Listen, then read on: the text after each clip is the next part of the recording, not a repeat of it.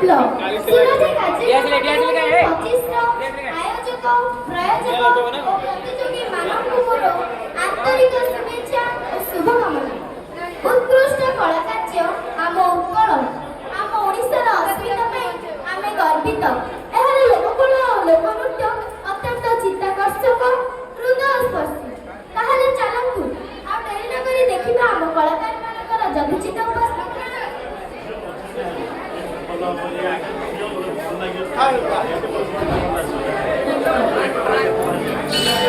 दिगंत प्रसारी सामुद्रिक जलराशि सह विस्तीर्ण बेलाभूमि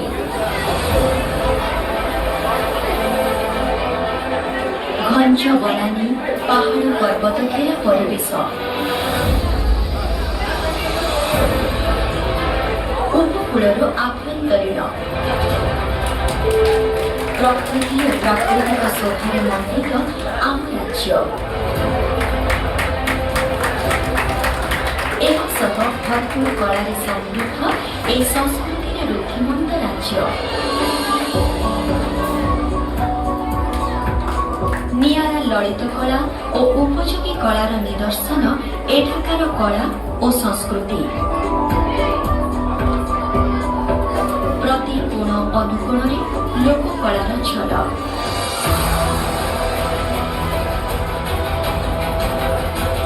मंदिर गात्रे सतेज गुंजरित शिल्पीर निहाणर शब्द।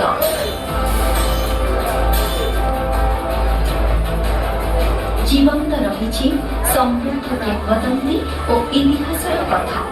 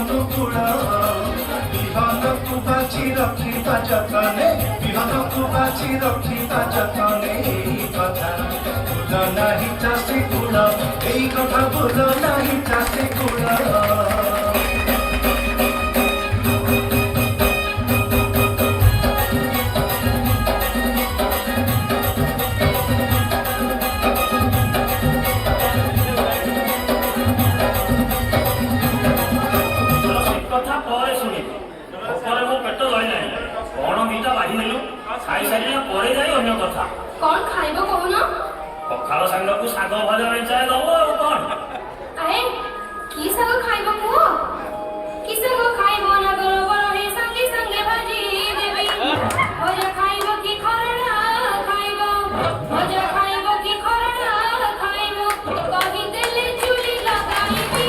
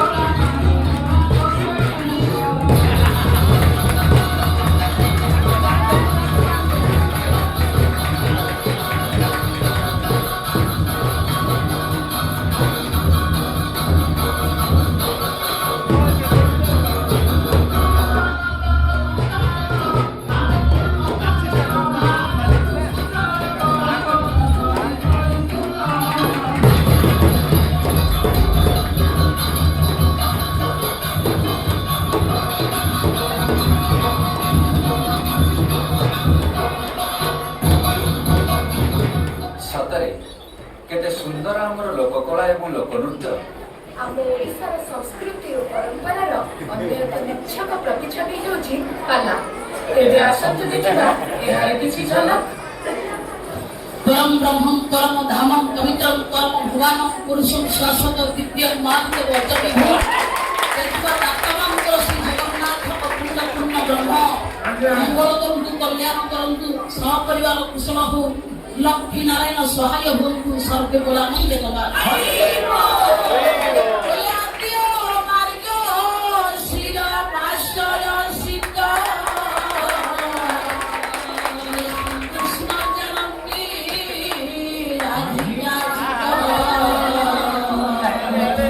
জীবন দুঃখী ভুয়ানী দেবী কমলা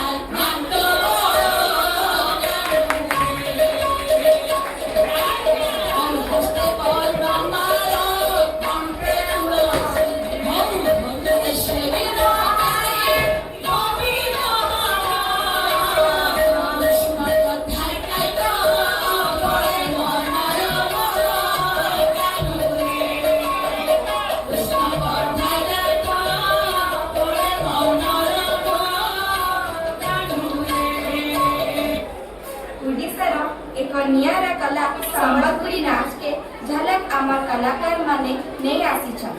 ଆସୁନ୍ ନାଚକେ ଉପଭୋଗ କରିବା।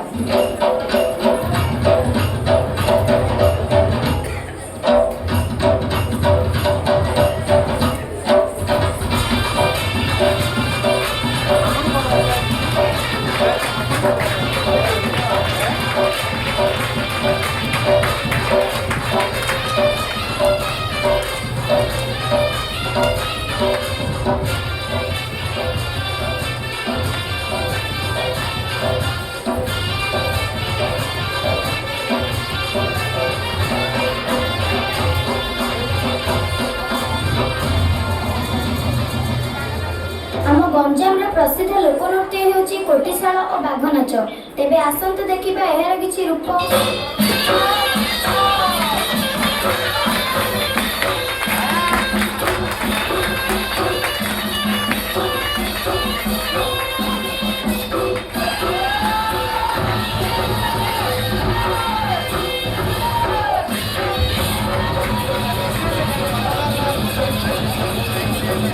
ଓଡ଼ିଆମାନଙ୍କର ବୀରତ୍ୱର ପରିଚୟ ହେଉଛି ପାଇକ ବିଦ୍ରୋହ।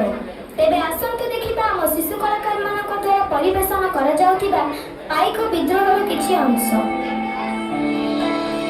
ଏଠି ସୂର୍ଯ୍ୟ ଉଇଁରେ ନାଚେ ମୟୂର ସାଗର ଝରଣା ପାହାଡ଼ ସୁନ୍ଦର ଆଉ ବାଜି ଉଠେ ମୃଦଙ୍ଗ ମୁଁ ସେଇ କଳିଙ୍ଗ